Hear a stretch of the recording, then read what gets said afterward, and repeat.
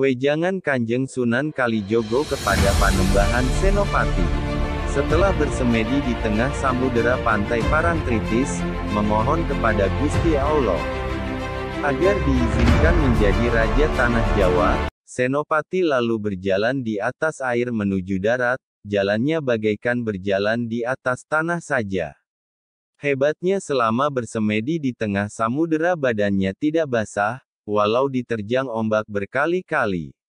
Begitu dekat dengan bibir pantai. Alangkah terkejutnya ketika dia melihat Sunan Kalijogo berdiri di sana. Dia lalu bersujud dan memohon ampun karena telah berani menyombongkan diri dengan ilmunya itu. Sunan Kalijogo lalu berkata, "Bangunlah wahai putera Ki Gede Pemanahan. Janganlah menuruti kelemahan hati yang menyuarakan keserakahan, enyahkanlah bisikan setan itu, bangkitlah hai murid Jaka Tingkir."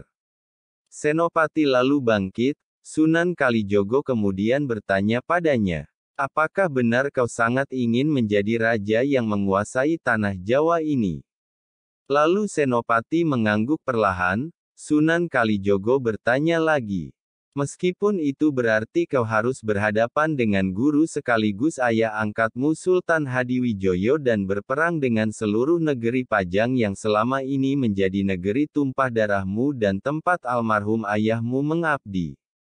Senopati lalu menundukkan kepalanya. Tubuhnya berguncang. Air matanya meleleh lalu pelan berkata, "Hamba selalu memohon petunjuk kepada Gusti Allah, namun belum mendapatkan petunjuknya. Mungkin Gusti Allah memberikan petunjuknya lewat Kanjeng Sunan."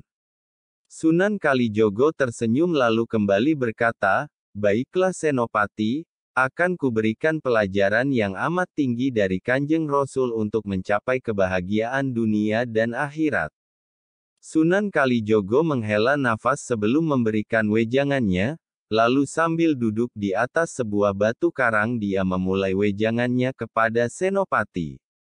Perang itu sesungguhnya hanyalah suatu alat penghancur untuk menghilangkan kerusakan yang disebabkan oleh kebatilan, diganti dengan yang baru. Timbulnya suatu peradaban itu adalah karena perombakan dari masa silam yang manusia rusak sendiri. Agama Islam lahir sebagai agama penutup, tidak akan ada lagi agama yang diridhoi Gusti Allah selain Islam. Kitab suci Al-Quran lahir sebagai pelengkap dari semua kitab suci sebelumnya yaitu Taurat, Zabur, dan Injil.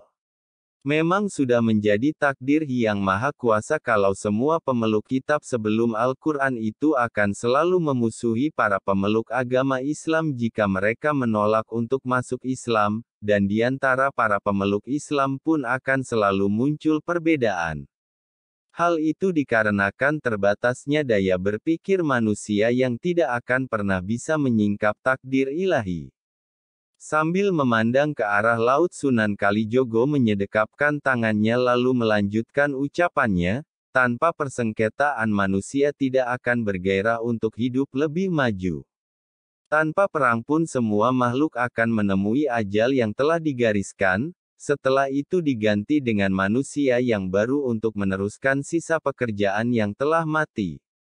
Demikianlah seterusnya seperti alam raya yang terus bergerak berputar tak pernah diam, demikian pula pikiran manusia setiap detik bergerak terus tak pernah berhenti. Manusia sebagai tempat roh akan mengalami masa bayi, kanak-kanak, dewasa sampai kemudian mati. Bagi yang tawakal berserah diri kepada Gusti Allah tidak akan goncang hatinya. Walaupun tidak perang, alam akan merusak dan menghancurkan kehidupan agar manusia menjadi sadar, bahwa dia tak berkuasa apa-apa di dunia ini. Pandanglah kehidupan di sekitar Kesultanan Pajang anakku, mereka itu adalah manusia-manusia yang tidak menyadari asalnya dan diperbudak oleh khayalan.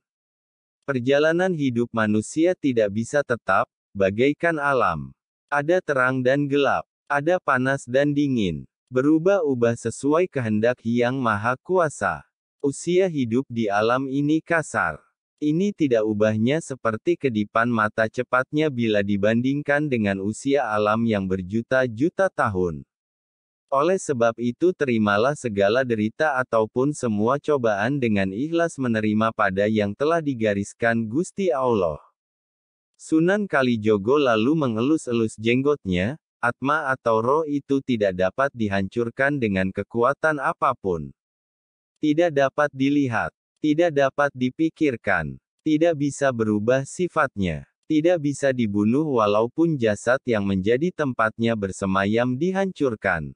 Semua makhluk pada permulaannya tidak tampak, setelah melalui nafsu birahi antara pria dan wanita disatukan, barulah dibentuk dalam rahim. Setelah dilahirkan barulah nampak, semenjak kecil hingga tua bangka, mereka tak menyadari bahwa mereka berasal dari tak tampak yaitu tiada. Kematian menjadi momok ketakutan bagi yang tak mengenal atmanya. Orang seringkali memperbincangkan tentang roh, meskipun demikian hanya beberapa orang saja yang mengerti pada sifat abadi itu. Ada dan tiada sama saja bagi siapa yang sesungguhnya mengetahui sajatining kebenaran. Yang menguasai manusia di alam lahir ialah panca indera. Sedangkan atma adalah pendukung raga seluruhnya. Lahirnya panca indera setelah menjelma menjadi manusia, sedangkan atma sudah ada sebelum manusia lahir ke dunia. Tetapi janganlah menyekutukan atma dan panca indera, karena di dalam panca indera itu terdapat nafsu pikiran, itikat perasaan dan akal. Siapa yang beritikat baik pikirannya pun akan tenang, nafsunya dapat terkendalikan, perasaannya akan lebih tajam, dan akalnya pun akan lebih cerdas. Siapa yang dapat mengendalikan seluruh panca inderanya dan memusatkan akal budinya terhadap atma untuk bersujud berserah diri kepada ilahi, dialah yang akan menemukan kebahagiaan sejati nan abadi dunia akhirat. Ilahi adalah yang tidak ada habis-habisnya dan tertinggi yang menciptakan alam semesta dengan segala isinya. Adi atma adalah roh suci yang bersemayam dalam diri manusia, setan adalah nafsu negatif yang menimbulkan nafsu keduniawian. Siapa yang mengingat bahwa Gusti Allah adalah yang paling esa berkuasa, maka dialah yang mengetahui kebenaran. Deru ombak menggetarkan tempat itu, semakin lama semakin pasang, namun Sunan Kalijogo meneruskan wejangannya. Orang yang sempit pikirannya menganggap ilahi itu hanya bersifat tidak kelihatan dan beranggapan ilahi itu omong kosong belaka yang tidak masuk akal, padahal ilahi ada di mana-mana dalam segala bentuk dan kekal sifatnya yang memberikan daya berpikir pada seluruh manusia. Bukan ilmu ataupun kesaktian fisik yang bisa menuntun ke jalan yang manunggal di jalan ilahi, karena ilmu tanpa disertai budi, dan kesaktian lahir adalah kesombongan dan kemurkaan. Dia yang beriman, bertakwa, dan bertawakal kepadanya dan berikhtiar mempersatukan dia dengan ilahi sambil menjalankan kebajikan, dan menyebarkan ajaran ilahi dia akan mencapai sifat yang diridai Gusti Allah untuk menjadi khalifah umatnya. Apa yang disebut peri kebajikan adalah rendah hati, jujur, sabar, dapat melepaskan pikiran dan hawa nafsu keduniawian, dan tidak menyimpan kebencian. Siapa yang melihat bahwa benda yang saling bunuh dan bukan rohnya, siapa yang mengakui segala yang terjadi akibat kesalahannya sendiri dialah yang nerima. Bangkitlah engkau Senopati anakku, kalahkanlah semua musuh-musuhmu. Karena engkau adalah alat untuk melenyapkan angkara murka dan membentuk kehidupan yang baru di tanah Jawa ini. Sesungguhnya tanpa peranmu pun orang-orang Pajang yang berlindung di bawah kekuasaan Sultan Hadiwijoyo sudah mati, karena diliputi oleh benci dan dendam. Mereka orang-orang yang berlindung di bawah kekuasaan Sultan Hadiwijaya untuk melampiaskan hasrat serakahnya seperti serigala-serigala yang terkurung api, sebentar lagi hangus terbakar. Janganlah bersedih hati menghadapi ujian ini Senopati, semua yang kukatakan ini adalah ilapat dari Gusti Allah demi memberimu petunjuk atas permohonanmu kepada Gusti Allah siang dan malam. Wahyu keprabon untuk memimpin umat di tanah Jawa ini telah berpindah dari Sultan Hadiwijoyo kepadamu, karena pajang telah rusak oleh orang-orang yang serakah. Namun ketahuilah Mataram akan berumur pendek dari mulai engkau, anak dan cucumu akan menjadi raja yang sangat kaya, Mataram akan mencapai puncak kejayaannya.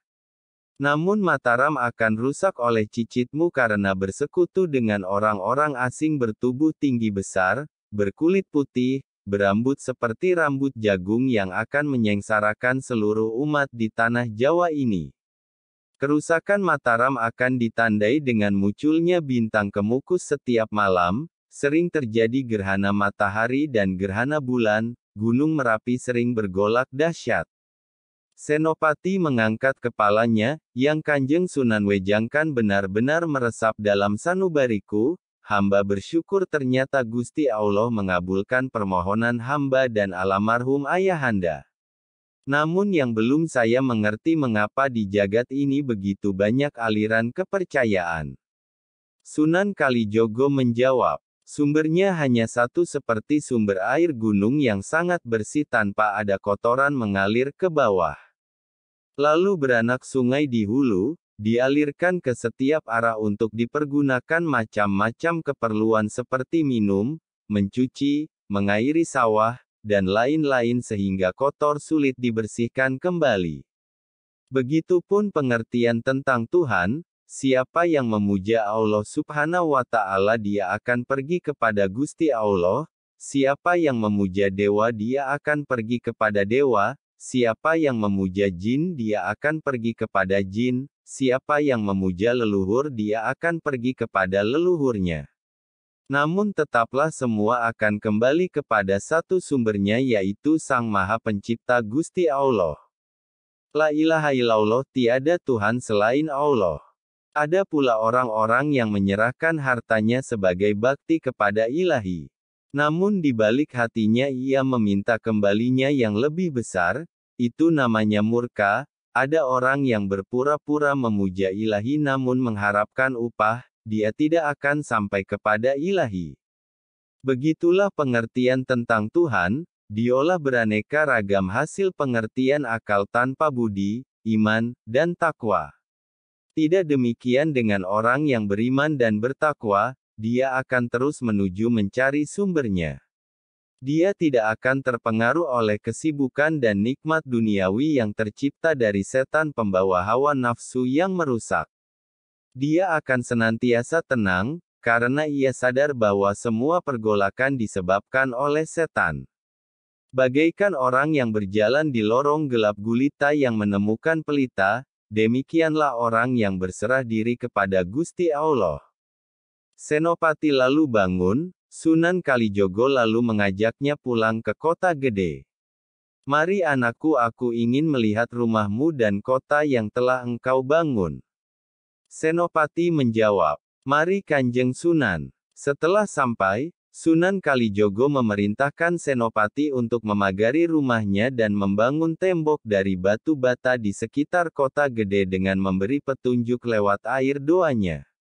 Senopati anakku, bila kelak engkau hendak membangun tembok benteng kota gede ikutilah tempat di mana aku mengikuti air tadi, nah selamat tinggal anakku, aku hendak pulang ke Kadilangu. Senopati lalu membangun tembok kota mengikuti saran yang Sunan Kalijogo sampaikan. Wejangan itu pun diresapinya hingga kelak tiba saatnya ia menjadi raja sekaligus penyebar agama Islam di tanah Jawa ini. Kesimpulan. Kematian dan perang hanya rangkaian suatu sebab takdir ilahi terjadi. Patah tumbuh, hilang berganti, mati satu tumbuh seribu. Perang itu sesungguhnya hanyalah suatu alat penghancur untuk menghilangkan kerusakan yang disebabkan oleh kebatilan diganti dengan yang baru. Timbulnya suatu peradaban adalah karena perubahan di masa silam yang manusia rusak sendiri. Sudah takdir yang maha kuasa kalau semua pemeluk kitab sebelum Al-Quran akan selalu memusuhi pemeluk agama Islam, dan di antara pemeluk agama Islam pun akan selalu muncul perbedaan. Hal itu dikarenakan terbatasnya daya berpikir manusia yang tidak akan pernah bisa menyingkap takdir ilahi.